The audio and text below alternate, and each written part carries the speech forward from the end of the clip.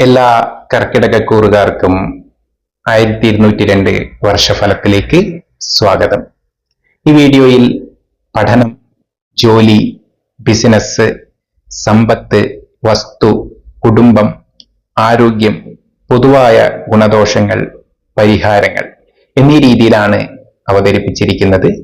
Video മുഴുവനായും കാണുക, like ചെയ്യുക, ചാനൽ സബ്സ്ക്രൈബ് ചെയ്യുക, കമന്റുകൾ നൽകുക എന്നാണ് ആദ്യമായി എനിക്ക് പറയാനുള്ളത്. എല്ലാവർക്കും വീഡിയോയിലേക്ക് ഒരിക്കൽ കൂടി സ്വാഗതം. കർക്കിടകക്കൂറുകാർക്ക് വിദേശ പഠനം ആഗ്രഹിക്കുന്നവരാണ് എങ്കിൽ അല്പം ചില പ്രയാസങ്ങൾ ഉണ്ടായേക്കാം. എങ്കിലും വളരെ നല്ല ഒരു കരിയർ അല്ലെങ്കിൽ പഠനം അതിനുവേണ്ടി ശ്രമിക്കുന്നവർക്ക് സ്വദേശത്ത് കോഴ്സുകൾ എടുത്ത് പഠിക്കുന്നത് കൂടുതൽ നല്ലതായിരിക്കും. പ്രത്യേകിച്ചും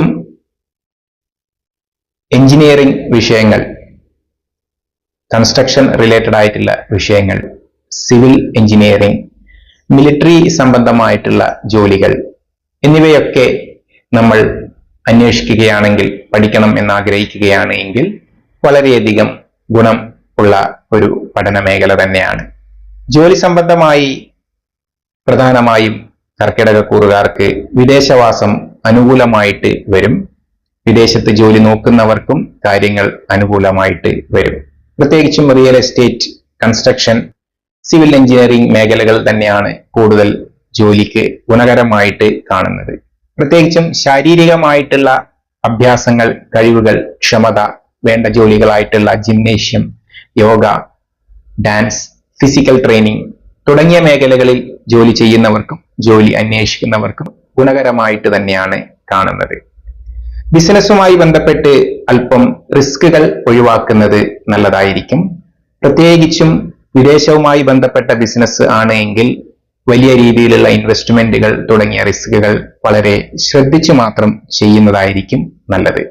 കാരണം ബിസിനസ് മന്ദഗതിയിലാകുമ്പോൾ, നമ്മൾ ഉദ്ദേശിച്ച ലാഭം കിട്ടാതിരിക്കുമ്പോൾ അതൊരു ബാധ്യതയിലേക്ക് കടക്കാൻ സാധ്യതയുള്ളതിനാൽ ഇൻവെസ്റ്റ്മെന്റുകൾ ശ്രദ്ധിച്ചു മാത്രം ചെയ്യുന്നതാണ് അഭികാമ്യം. സാമ്പത്തികമായി വളരെ അനുകൂലമായിട്ടുള്ള വർഷം തന്നെയാണ് കർക്കിടകക്കൂറുകാർക്ക്.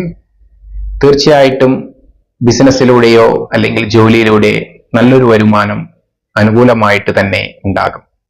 പ്രത്യേകിച്ചും പ്രോപ്പർട്ടി മുതലായവ സെൽ ചെയ്യുന്നതിലൂടെ നമ്മൾക്ക് വരുമാനം ഉണ്ടാകുവാനുള്ള സാധ്യതകളും ഉണ്ട്. വസ്തുവകകൾ വിൽക്കാൻ, വാഹനങ്ങൾ വിൽക്കുവാൻ ശ്രമിക്കുന്ന ആളുകൾക്ക് ഈ വർഷം തീർച്ചയായിട്ടും അതിന് അവസരമുണ്ടാകും. അതിലൂടെ സാമ്പത്തിക ലാഭം തീർച്ചയായിട്ടും ഉണ്ടാകും. ഭൂമി വാങ്ങുവാനോ അല്ലെങ്കിൽ വീട് നിർമ്മിക്കുവാനോ ഉള്ള അവസരവും അനുകൂലമായിട്ട് തന്നെയാണ് കാണുന്നത്. കുടുംബ ബന്ധങ്ങളിൽ സ്നേഹം വർദ്ധിക്കുകയും തെറ്റിപ്പിരിഞ്ഞുള്ള സഹോദരങ്ങൾ, ഭാര്യാഭർത്താക്കന്മാർ തമ്മിൽ ഒരുമിക്കുവാനും ഉള്ള യോഗം കാണുന്നുണ്ട്. തീർച്ചയായിട്ടും അത്തരത്തിലുള്ള സന്ദർഭങ്ങൾ നല്ല രീതിയിൽ തന്നെ വിനിയോഗിക്കേണ്ടതാണ്. ആരോഗ്യപരമായി അല്പം പ്രയാസം ഉള്ള ഒരു വർഷമാണ്. ദിനചര്യകളിലെ ക്രമക്കേടുകൾ, ഉറക്കക്കുറവ്, അമിതമായിട്ടുള്ള ഉത്കണ്ഠ, ഭാവിയെക്കുറിച്ചുള്ള ഒരു അക്ഷമ, ഈ വിഷയങ്ങളൊക്കെ ആരോഗ്യത്തെ ബാധിക്കാൻ ഇടയുള്ളതിനാൽ നല്ല രീതിയിൽ ധ്യാനം, യോഗ പരിശീലനങ്ങൾ ചെയ്യുന്നത് വളരെയധികം ഗുണം ചെയ്യും.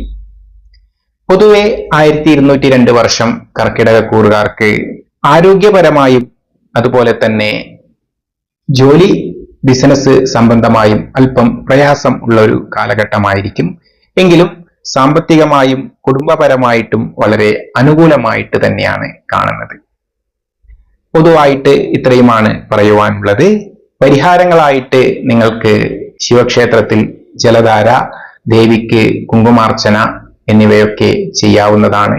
എല്ലാറ്റിലും ഉപരിയായി നിത്യേന ഇഷ്ടദേവതയെ സ്മരിച്ച് ഇഷ്ടദേവതയുടെ മന്ത്രങ്ങൾ അല്പസമയം ജപിക്കുന്നതും യോഗ, ധ്യാനം മുതലായവ ശീലിക്കുന്നതും വളരെയധികം ഗുണം ചെയ്യും. എല്ലാവർക്കും നല്ല ഒരു 1202 വർഷം ആശംസിച്ചു കൊള്ളുന്നു. നന്ദി, നമസ്കാരം.